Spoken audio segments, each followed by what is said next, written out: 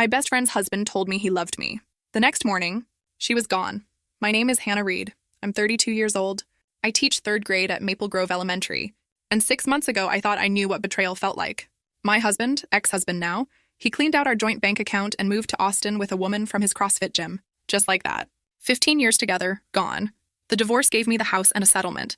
$240,000. Plus, the house was worth about $380,000. It was everything we'd built together, everything I had left in the world. And I was completely lost. I mean, I would sit in that empty house at night and just stare at the walls. I couldn't eat. Couldn't sleep. I'd go to work and teach my kids and smile, and then I'd come home and fall apart. That's when Megan and Ethan showed up. Well, they were already there. Megan had been my best friend since college, 13 years of friendship. We'd been through everything together. And Ethan, her husband, he was one of those guys who just made you feel comfortable, you know? Like everything was going to be okay. They started having me over for dinner 3 times a week. Megan would cook these elaborate meals. She'd pour wine and we'd talk for hours. Ethan fixed my garbage disposal when it broke. He helped me repaint the living room this awful color I picked, sage green, which looked terrible, but he never complained. Megan held me while I cried. She let me ugly cry on her shoulder at 2 a.m. They saved me. That's what I thought. That's what I genuinely believed they were doing. But I'm getting ahead of myself. Let me go back. Let me tell you how it really started, because the signs were there. I just didn't see them. About 3 months ago, Ethan asked me about my investment plans. We were having coffee, just the 2 of us, because Megan was at work. He said he had this financial advisor buddy who specialized in, quote, divorce windfalls. That's what he called it. A windfall. Like my marriage ending was some kind of lottery win. But he was so casual about it, so friendly, I didn't think anything of it. I told him I'd think about it. 2 months ago, Megan suggested I should treat myself. She brought up this trip to Portugal we'd always talked about taking together. You know, one of those someday plans. And she said, Hannah, you've got the money now, you should live a little. We could go together, it would be amazing. She even found this property rental website, showed me these beautiful villas. She wanted me to put down a $5,000 deposit to hold one. Just $5,000 refundable, she said. I almost did it. I had my credit card out. I was this close to typing in the numbers. But something stopped me. Maybe intuition, maybe just fear of spending money after losing so much. I don't know. But I told her I wasn't ready. I needed more time. The next week, Megan got weird with me. She was distant, short in her text messages. When I asked if everything was okay, she said she was just stressed about work. But it felt off. And then Ethan started coming around more when she wasn't there. He'd show up at my house with a bottle of wine saying he was just checking on me, making sure I was doing okay. He'd stay late. We'd talk. And I thought, what a good friend. What a good husband Megan has that he cares this much about her friends. Why didn't I see it? Why didn't I ask myself, why are they being so nice? Why now? Why so much attention right after I got all this money? But I didn't ask those questions. I was too busy being grateful. Pathetically, desperately grateful that someone cared. Then came Friday night, October 14th. The night everything exploded. Megan said she had a migraine. She got them sometimes, these terrible headaches that would knock her out for hours. She went to bed around 9 o'clock. Ethan and I were in the living room. We'd finished a bottle of wine, maybe started a second one. I don't remember exactly. We were talking about nothing important. My terrible dating app matches. His fantasy football league. Normal stuff. Comfortable stuff. Then he went quiet. You know that kind of quiet that feels heavy? Like the air pressure changed in the room? He had this look on his face, distant and strange. He said, things with Meg have been hard. Really hard. For a while now, I felt my stomach drop immediately. I tried to cut him off. I said, Ethan, I don't think we should talk about this. But he kept going. He said she doesn't understand me anymore. Not like you do, Hannah. I started to stand up. I tried to make a joke, tried to lighten the mood, but he reached out and grabbed my wrist. Not hard, not violently, but firm enough to stop me.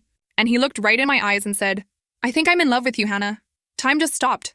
Everything in my brain started screaming at once. I pulled my hand back like he'd burned me.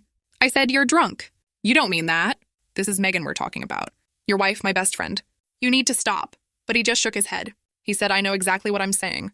I've known for months. I grabbed my purse and my keys. I told him he needed to sleep it off, that we'd forget this ever happened, that we had to forget it ever happened. Then I practically ran to my car. My heart was hammering so hard I thought I was going to throw up in the driveway. I drove home with my hands shaking on the steering wheel, and here's what I couldn't understand then. Why did he do it that night? Why with Megan right upstairs? Was I supposed to hear something? See something? It didn't make sense. But I was so focused on protecting Megan, on figuring out how to tell her what happened, I didn't stop to think about the bigger picture. I didn't stop to think, what if she already knows? I should have known. People tell you who they are. You just have to listen. But I wasn't listening. I was too caught up in my own mess to see the trap closing around me. I didn't sleep that night. Not even a little bit. I lay in bed staring at the ceiling, rehearsing the conversation in my head over and over. How I'd tell Megan, what words I'd use. how I'd make absolutely sure she knew that I shut him down, that nothing happened, that I would never ever do that to her. I practiced it 100 different ways. My phone buzzed at 6:47 in the morning. A text from Ethan, it said, "Hannah, she's gone. Megan's gone. I think she heard us last night. Please come over." I don't know what to do. My whole body went cold. I stared at that message, reading it again and again. Then, 2 minutes later, another text came through. This one said, "She found the texts between us. She thinks we've been having an affair. Hannah, I'm calling the police." I felt like I couldn't breathe. What text? What was he talking about? We'd never texted anything inappropriate. I pulled up our message thread immediately, scrolling back through weeks of messages. Months. There was nothing. Birthday wishes. "Hey, can you pick up paper towels on your way over?" Memes about teaching. Group chats with other friends. Nothing even remotely inappropriate. That was the first lie. The first crack in his story. And I knew right then, something was very, very wrong. I got in my car and drove to their house. I don't even remember the drive. I just remember pulling up and seeing 2 police cars already parked outside. My heart was pounding. Inside, Ethan was sitting at the kitchen table with his head in his hands. He looked absolutely destroyed. His hair was uncombed, his eyes were red, he looked like he hadn't slept. There was a police officer standing next to him taking notes. When I walked in, Ethan looked up. He said, "Hannah, thank God." He started to stand, but the cop put a hand on his shoulder, keeping him in the chair. A woman introduced herself as Detective Sarah Rivera. She was maybe mid-40s with sharp eyes and this no-nonsense energy. She said, "Ms. Reed, Mr. Chen says his wife left early this morning. He says she left a note. You're mentioned in it." She handed me a piece of paper inside a plastic evidence bag. I recognized Megan's handwriting immediately. I'd seen it 1,000 times. Shopping lists, birthday cards, notes stuck to my fridge. The note said, "I know what he told you last night. Don't believe his lies. She wanted this. She's been waiting for her chance. I can't stay and watch this happen." I read it 3 times trying to make sense of it. Wait, I thought. Wait, I know what he told you. That's Ethan confessing to me. But she wanted this? Who is she? Who is Ethan talking to? I'm Hannah. I'm the she in this scenario, right? But the note says she wanted this. Like Megan is telling me about someone else, Detective Rivera was watching my face carefully. She said, "Can you explain what this means, Ms. Reed?" So I told her everything. The confession the night before, how I left immediately, how there was absolutely nothing between Ethan and me. I pulled out my phone and showed her our message thread. I said, "Look, no texts. Nothing inappropriate at all. He's lying to you," Ethan's voice cracked. He said, "Hannah, why are you doing this? I know you deleted them. Megan told me she saw you deleting messages last week. Why are you trying to make me look crazy?" He was good. He looked so genuinely confused, so hurt and betrayed. His performance was perfect, and I watched Detective Rivera's expression change. Just slightly. Just enough. She was starting to believe him. How could Megan have seen me deleting texts that never existed? Why would he say that unless he was building a story? Unless this was planned? Unless this was always the plan? They tracked Megan's phone. The last ping was near Huntington Beach, about 90 miles south at 5:23 that morning. Then the phone went completely dark. Dead or destroyed or turned off, they couldn't tell which. Her car was gone from the garage. A blue Honda CR-V, her purse was missing. Her wallet. Some of her clothes.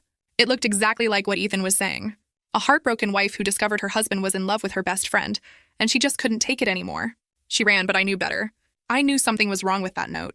That night, sitting alone in my house, I pulled up the photo Detective Rivera had sent me of the note. I read it again and again. I know what he told you last night. Don't believe his lies. She wanted this. Okay, I thought. Okay, let's break this down. If Megan wrote this and she clearly did, that's her handwriting, then he is Ethan. That makes sense. Don't believe his lies, so she's warning me about him. But then why does it say she wanted this? Who is she? Unless she isn't me. Unless Megan is trying to tell me there's someone else. Another woman. And that woman wanted this to happen. Wanted Ethan to confess to me. Wanted Megan gone. Wanted me to look guilty, but who and why? None of it made sense. By Monday morning, everyone knew.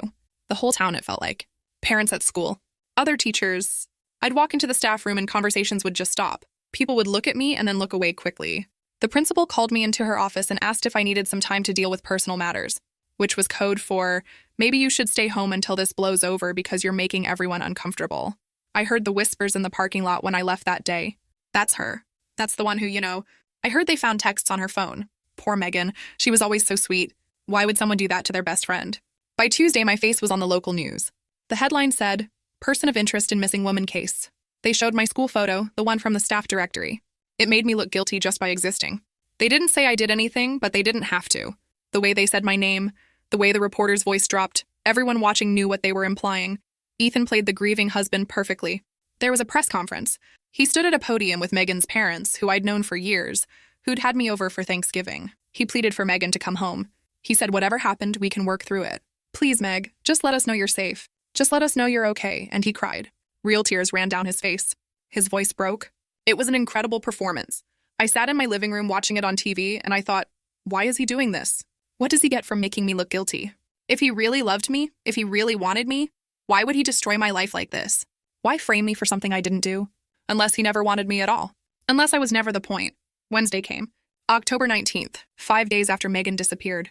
I got an email that morning. It was sent from one of those anonymous encrypted accounts. The address was truthteller4419@protonmail.com. The subject line just said, "You're next." I opened it with shaking hands. The message said, "You think you're safe because you said no. You're not. He's not going to let you get away with knowing. Watch your back, Hannah." I forwarded it to Detective Rivera immediately. She came to my house within an hour. She looked at my laptop, asked me to forward her the full email with all the header information. Then she asked me questions in that careful, neutral way police use when they think you're lying. She said, "Ms. Reed, is there anyone who might want to scare you? Anyone who has a reason to threaten you?" I said no.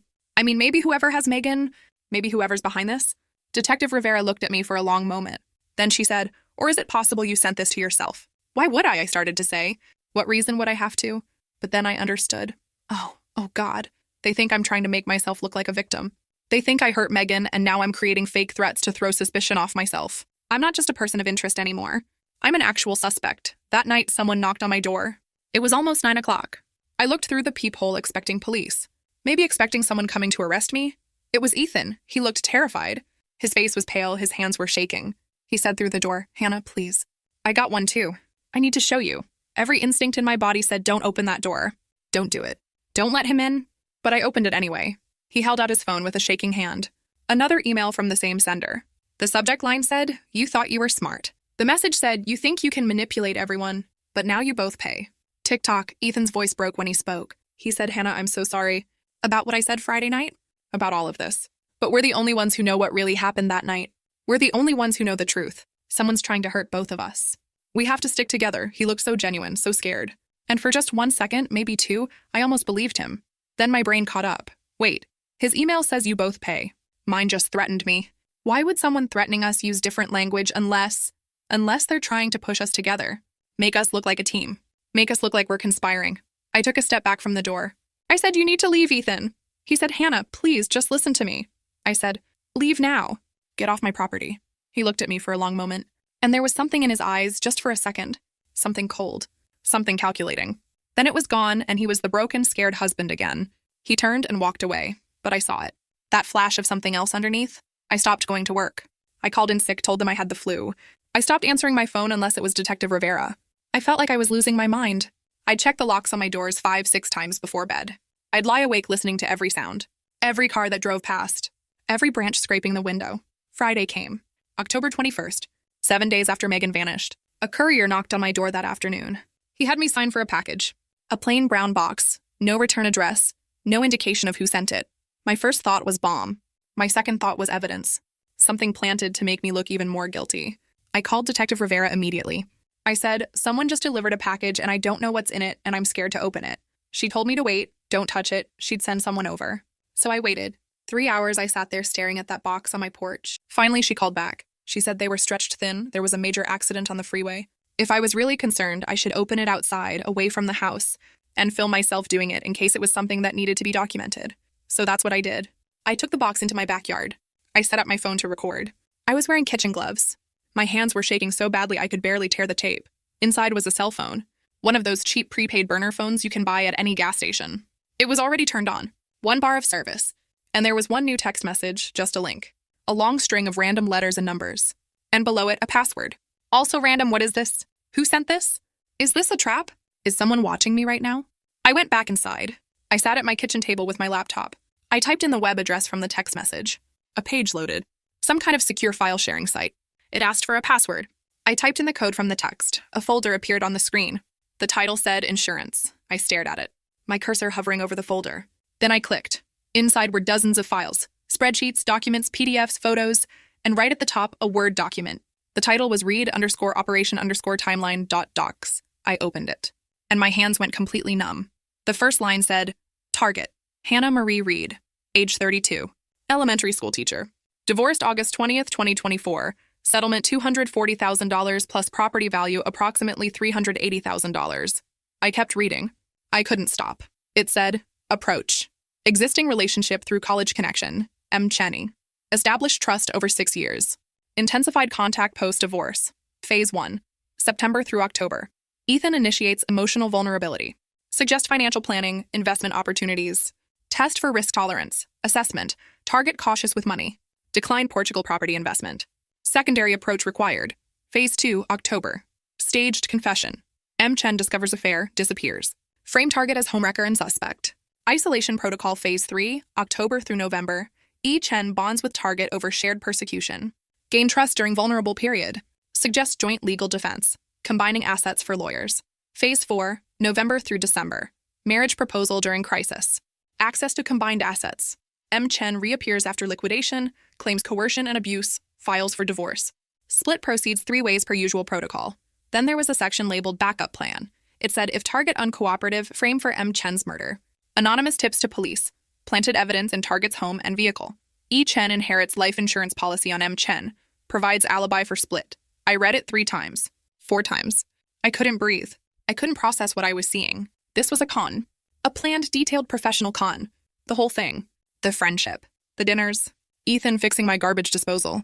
Megan holding me while I cried. All of it, every single moment. I was a target, a mark. How long had they been planning this? The document said 6 years of established trust. 6 years. Half my friendship with Megan was real, and half was them setting me up. There were more files in the folder. I clicked through them, feeling sicker with each one. Police reports from other states. Sacramento 2019. Portland 2021. Phoenix 2022. Other women. Other friends who'd lost money or whose lives had been destroyed. Restraining orders. Fraud investigations that went nowhere. And photos. Different names every time. Megan Chen, Megan Torres. Megan Caldwell. Ethan Chen, Ethan Romero. Ethan Phillips. But always the same faces. Always the same 2 people. They'd done this before. Over and over. This was what they did. How did I not see this? How did I not know? But I couldn't have known. That's the whole point. They were good. They were professionals. Then I saw something else. Another folder nested inside the insurance folder. This one was called My Turn. I clicked it. This folder felt different, personal, messy. There were voice memos. Dozens of them. I clicked on the first one. Megan's voice came through my laptop speakers. She said, "Don't talk to me like that." "We had a deal, Ethan," Ethan's voice answered. He said the deal changed. "You're sloppy, Meg. You almost blew Portland." "I'm not splitting this 3 ways anymore," Megan said. 3 ways? What the hell are you talking about? "There's only 2 of us," Ethan said. "Not anymore." Then the recording cut off. I clicked through more files. Bank statements showing wire transfers. Account numbers. Ethan was moving money, their money from previous cons, into private offshore accounts. Megan's name wasn't on any of them. Screenshots of text messages between Ethan and someone saved in his phone as just the letter L.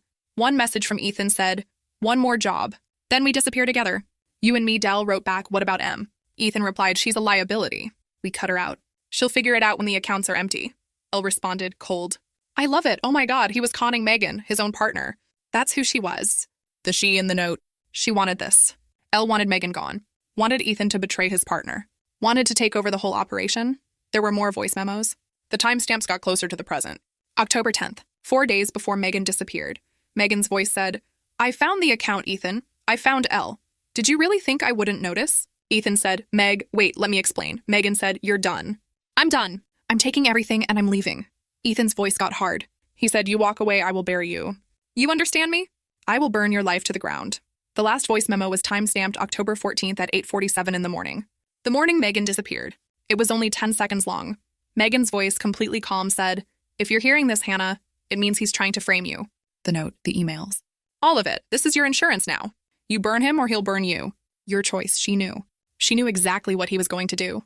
She let him confess to me. She let him set up the whole frame. And then she disappeared, not because she was scared, not because she was running away.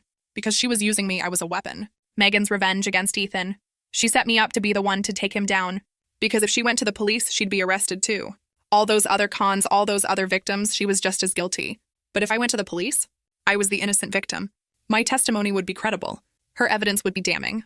She could destroy Ethan without destroying herself. I sat at my kitchen table until it got dark outside, just thinking, putting all the pieces together in my head.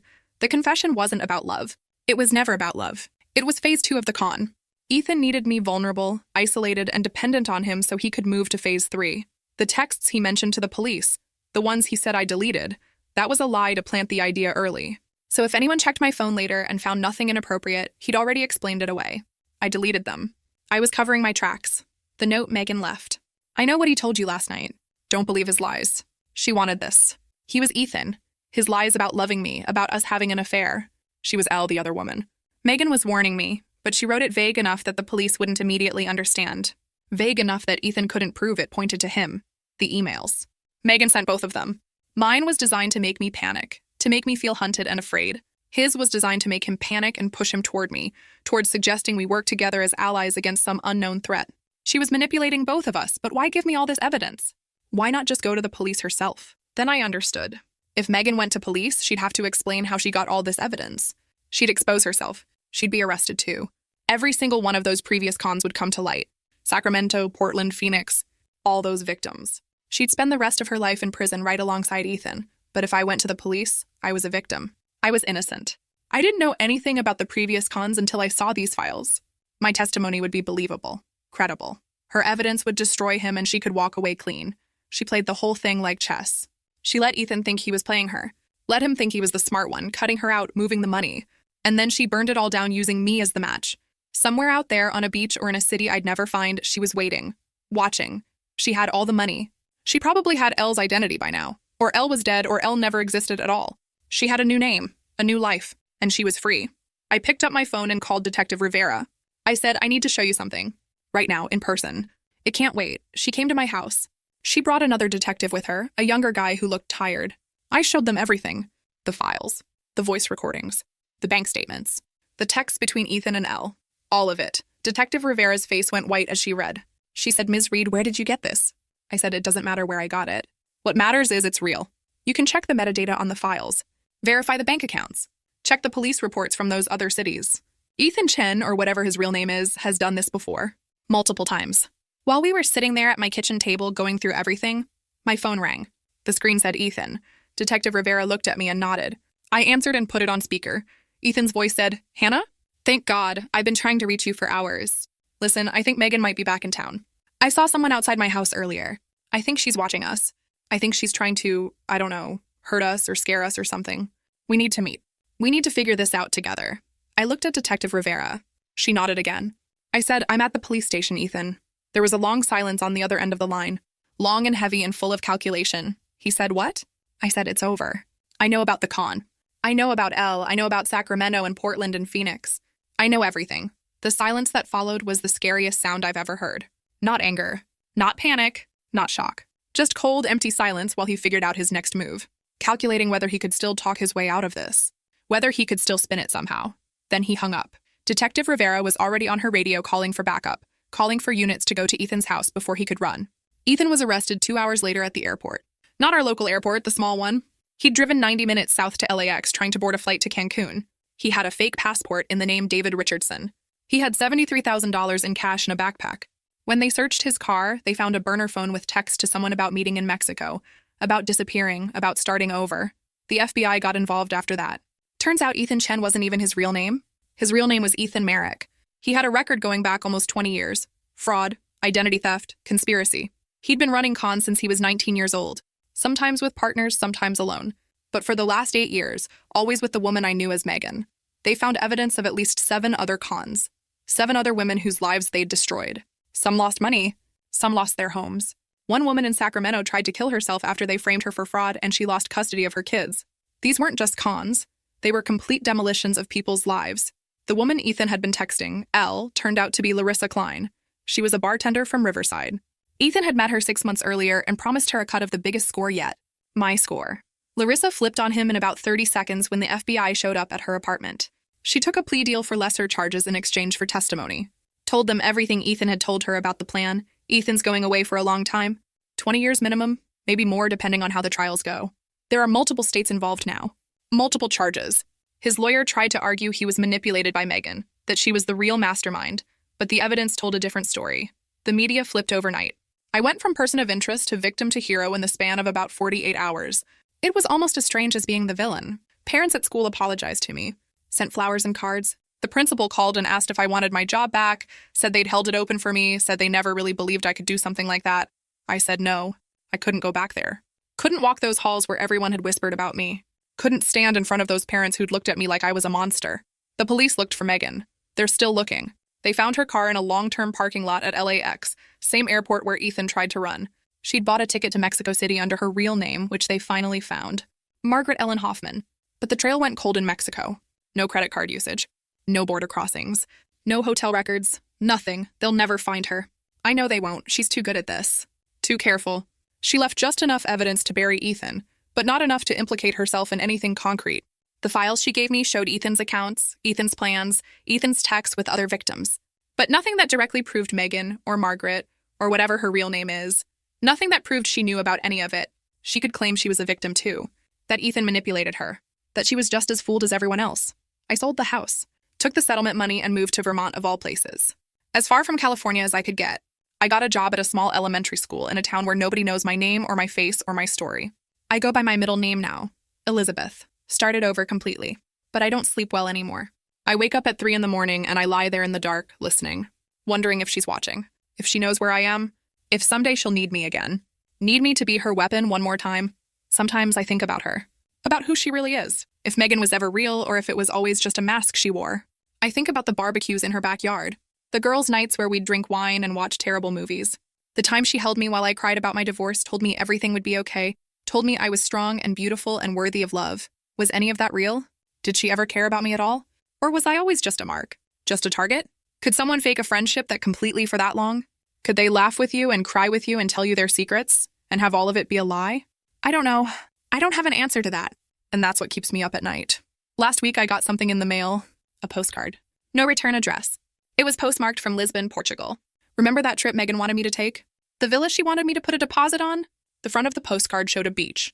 Crystal blue water. White sand. Palm trees. Paradise. On the back, in that loopy handwriting I'd know anywhere, it said, "Thanks for the insurance, Hannah. You were always the best friend I never deserved." Then just the letter M. I burned it. Took it outside and lit it on fire and watched it turn to ash. Watched the smoke curl up into the sky and disappear. But sometimes late at night when I'm checking my locks and looking out my windows at the empty street, I wonder, did I really burn her out of my life? Or is she still out there somewhere, watching, waiting, with a new name and a new face and a new mark? Someone else who just went through a divorce. Someone else who came into some money. Someone else who needs saving. Someone else who'll never see it coming. Because that's the thing about people like Megan or Margaret or whoever she really is. They don't stop. They can't stop. It's not just about the money. It's about the game. The thrill of fooling people. The power of making someone trust you completely and then destroying them. I think about the other victims sometimes. The woman in Sacramento who lost her kids. The man in Portland who lost his business. The teacher in Phoenix who had to move back in with her parents at 45 years old. Did they get postcards too? Did she send them little reminders that she won? That she got away with it? Or am I special? Did I earn a postcard because I was the weapon she used? Because I was the one who put Ethan behind bars where he couldn't come after her? I'll never know. And that's almost worse than knowing. My therapist, I see one now twice a week. She says I need to let it go. That holding on to this anger and fear isn't healthy. That Megan is gone and she's never coming back and I need to focus on rebuilding my life. And I'm trying. I really am.